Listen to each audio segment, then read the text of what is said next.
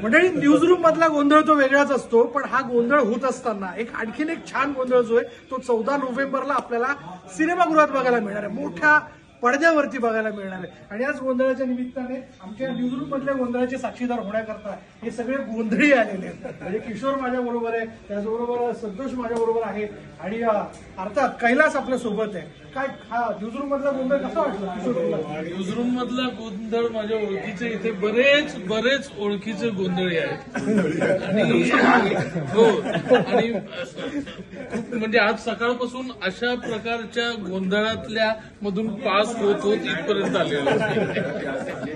So Santosh, बरं हा गोंधळ आणि तो गोंधळ अगदीच वेगळा आहे ना? म्हणजे तो जरी वेगळा जरी असला तरी सर्व गोंधळ शांत व्हावा यासाठी आम्ही खंडोबा देवाला पाचारण करणार आहोत आणि सर्व गोंधळ जो आहे तो खंडोबा पावेल आणि पुढे काहीतरी विघ्न येणार नाही या हिशोबाने तो नक्कीच आपल्याला गोंधळातनं काहीतरी जागर होऊ द्या. गोंधळात काहीतरी जागा होती. मला वाटलं की या गोंधळाने म्हणजे या गोंधळ चित्रपटाने मराठी चित्रपटाचाच वेगळा जागर मांडलेला आहे. म्हणजे संस्कृतीचा जागर आहे, परंपरेचा जागर आहे आणि खूप वर्षांनी एक रॉ फिल्म येते, त्याच्यामुळे तुम्ही नक्की बघा.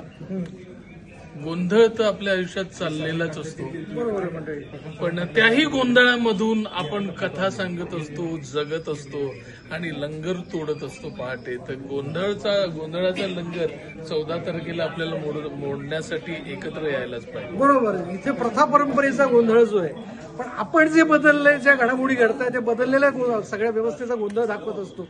कैलासकडे मी जाता जाणार आहे. कैलास बघ, न्यूजरूम मध्ये आलेला आहे. आमचे सगळे लोक खरं तर या गोंधळाच्या निमित्ताने मोठी उत्सुकता मनामध्ये ठेवून आहे. एक गाणं झालं पाहिजे. अरे चला रे देवाला खंडेरायाला जोडीनं जाऊ, चला देव पायाला. हे चला ग देवाला खंडेरायाला जोडीनं जाऊ, चला देव पायाला. बोलते म्हाळाचा भानू धनगराची पोर, बोलते म्हाळाचा भानू धनगराची पोर.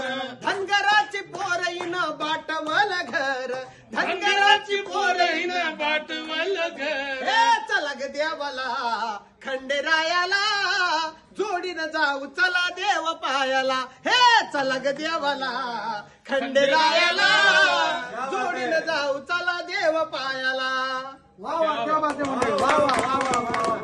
बातम्यांचा गोंधळ सुरू राहील, पण सगळ्या न्यूजरूमच्या वतीने, आमच्या मित्रांच्या वतीने 14 नोव्हेंबर हा गोंधळ मोठ्या पडद्यावरती पाहायला विसरू नका.